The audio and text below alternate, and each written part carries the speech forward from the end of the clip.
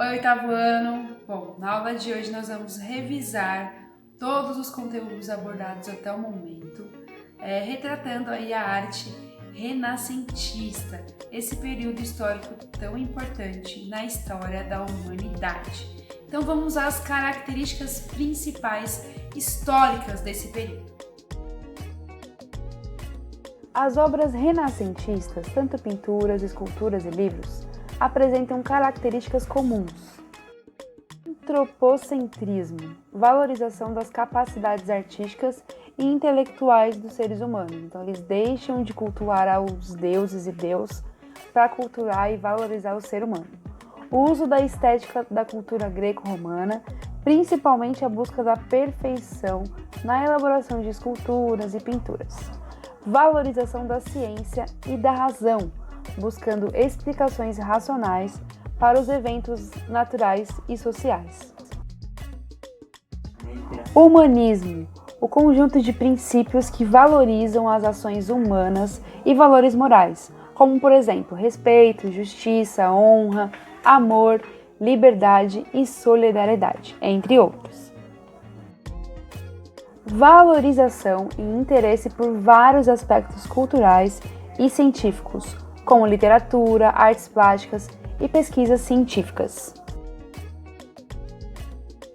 O Renascimento ele marca uma fase na humanidade por quebrar aí a Idade Média para a Idade Moderna e romper com a estrutura do Império Romano no Ocidente. Nesse período também a gente tem uma fusão do teocentrismo para o antrocentrismo. O que significa isso? Antes do Renascimento, as pessoas tinham Deus como o grande articulador do mundo. Já depois, nós temos também o homem como um articulador do mundo. Então, esse período ele fortalece essa busca. Também temos a transição do feudalismo para o capitalismo. As artes, a ciência e a filosofia passa por grandes revoluções. O do renascentismo ele teve uma grande força em Roma, na Itália, e depois ele foi se espalhando para o Ocidente. As qualidades mais desejadas no ser humano era a inteligência e o conhecimento. A razão e a natureza passam a ser valorizada com grande intensidade. Na pintura nós vamos ter grandes evoluções, principalmente no quesito técnico. Então nós vamos abordar bastante técnica em cada obra. Então ela vai ser bem específica. A primeira delas é a pintura a óleo. Então agora eles passam a utilizar muito essa técnica. A segunda e uma das mais importantes é a perspectiva cônica, todos os tipos de perspectiva eles vão utilizar na obra deles, e também fazendo alusão à profundidade. Então todas as obras renascentistas elas vão ter essas características. Outro fator importante é a arquitetura, sempre vai ter uma arquitetura presente na pintura desenhada. O esfumato, que é uma técnica que consiste em fortalecer o claro e o escuro, então vai ficar esse grande contraste. O equilíbrio na composição, então eles vão colocar a pintura de uma maneira em que o nosso olhar vai captar o personagem central, então eles vão usar muito a técnica de triangulação.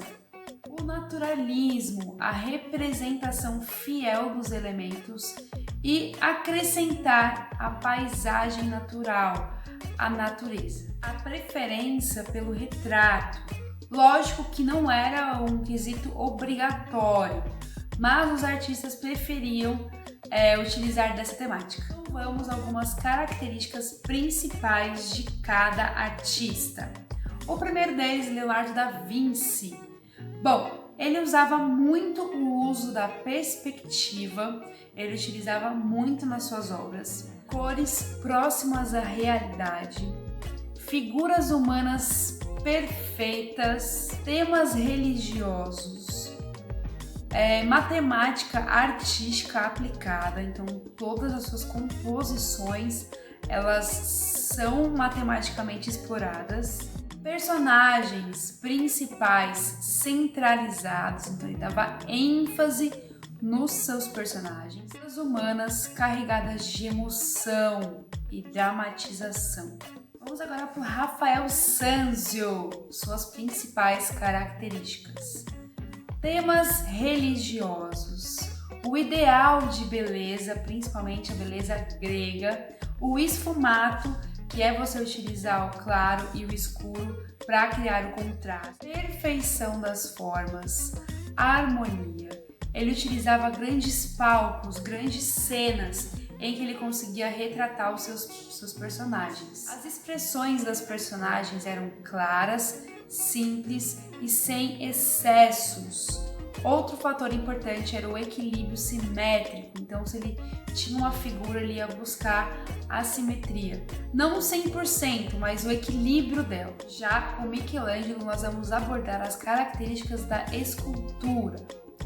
Uma das suas principais características é a dramatização da cena.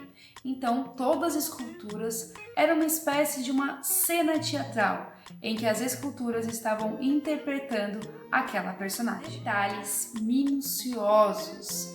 Então, quando ele criava suas esculturas, a expressão do rosto, os tecidos, a feição, a musculatura, os ossos, tudo muito perfeito.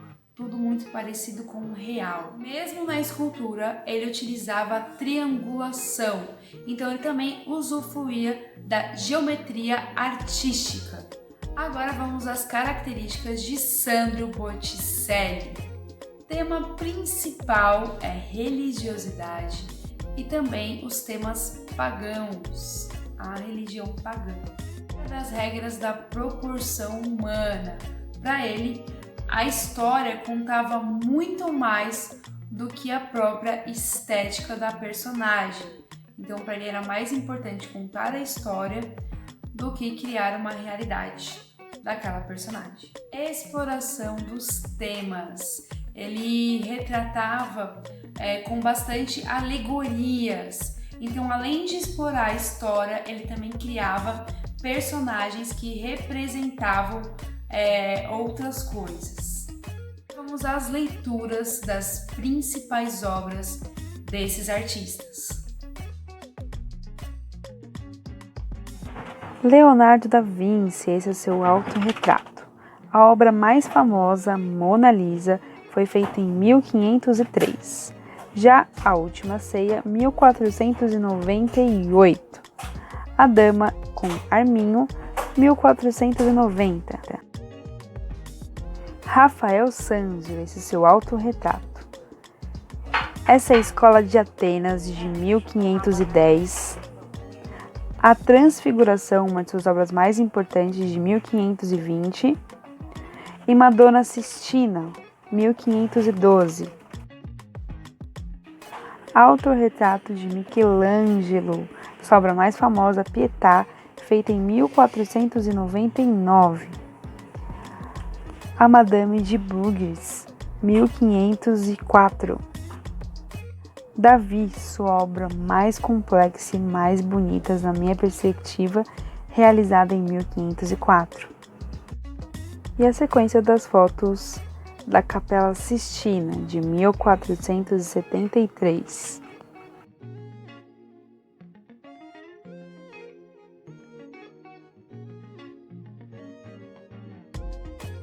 Autorretrato de Sandro Botticelli. Sua obra mais famosa, Nascimento de Vênus, foi feita em 1486. A Primavera, de 1482. A Anunciação de Cistelo, 1490. Palas e o Centauro, 1482. Uma das obras do final da sua carreira, A Natividade Mística, de 1501. Bom, gente, eu espero que vocês tenham gostado da revisão.